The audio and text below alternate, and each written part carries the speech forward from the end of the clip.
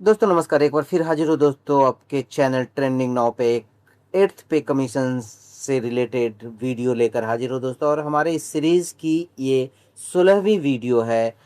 जब भी कोई नया अपडेट 8वें वेतन आयोग यानी एट्थ पे कमीशन से रिलेटेड कुछ मिलता है तो मैं उसे आप लोग के समक्ष रखता हूँ। कोई ज़रूरी नहीं है कि इसमें आपके वेतन भत्तों से रिलेटेड ही जानकारी हो, कुछ टेक्निकल इशू भी होते हैं। एट्थ पे कमीशन अपना काम कर रहा है और कुछ कुछ स्टाफ साइड से कुछ कुछ शिकायतें, कुछ कुछ ऑब्जर्वेशन, कुछ क्लैरिफिकेशन 8वें वेतन आयोग की तरफ से भी जारी होता है। तो हमारा ये काम है, हम आप तक इस छोटी से छोटी खबर, बड़ी से बड़ी खबर को आप तक रखते हैं। तो दोस्तों जुड़े रहिए हमारे चैनल से। और आज की इस वीडियो का मुख्य जो उद्देश्य है बनाने का, उसमें 8 सीपीसी मेमोरेंडम पोर्टल में आ रही तकनीकी समस्याएं और उसके चलते मेमोरेंडम सबमिट करने में हो रही दिक्कतों के लिए एनसी जेसीएम स्टाफ साइड से सेक्रेटरी शिव गोपाल मिश्रा का ये लेटर है दोस्तों, जैसा कि आप स्क्रीन पे देख रहे हैं।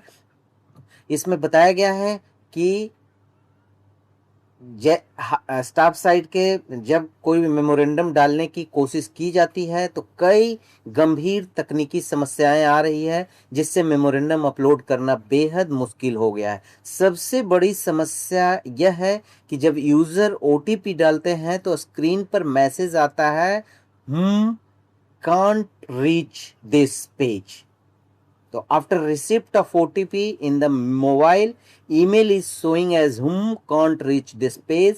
Check if there is a typo in innovateindia.mygov.in।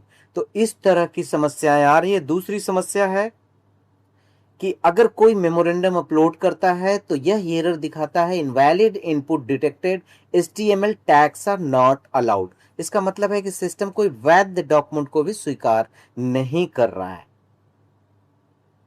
और तीसरी बड़ी समस्या है, पोर्टल में 47 सवाल दिए गए हैं लेकिन जवाब देने के लिए केवल 13 ही फील्ड उपलब्ध है, यानी पूरा डाटा भरना संभव नहीं है।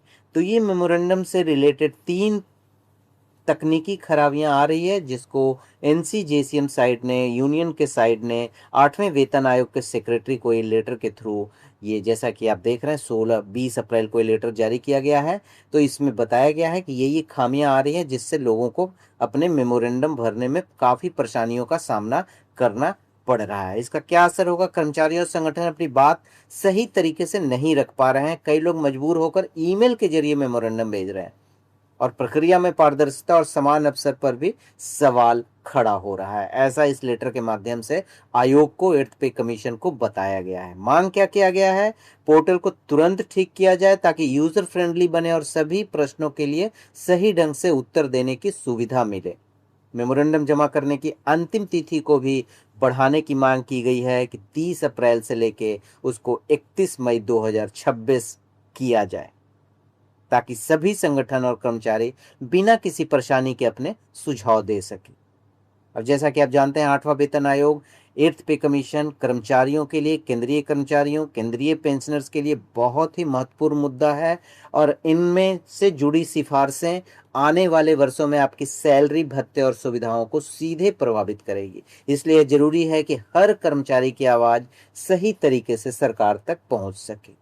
अगर आप भी केंद्रीय कर्मचारी हैं या किसी यूनियन से जुड़े हैं तो इस मुद्दे को गंभीरता से लें और अपडेट्स पे नज़र रखें। वीडियो को ज़्यादा से ज़्यादा शेयर करें दोस्तों, ताकि ये आवाज़ आगे अधिकारियों तक पहुंच सके दोस्तों। और हमारे चैनल से जुड़े रहें दोस्तों। कोई भी अपडेट आता है 8वें वेतन आयोग से रिलेटेड, हम आपको पहुंचाएंगे। और लेटेस्ट अपडेट के लिए बने रहें हमारे चैनल पे। धन्यवाद।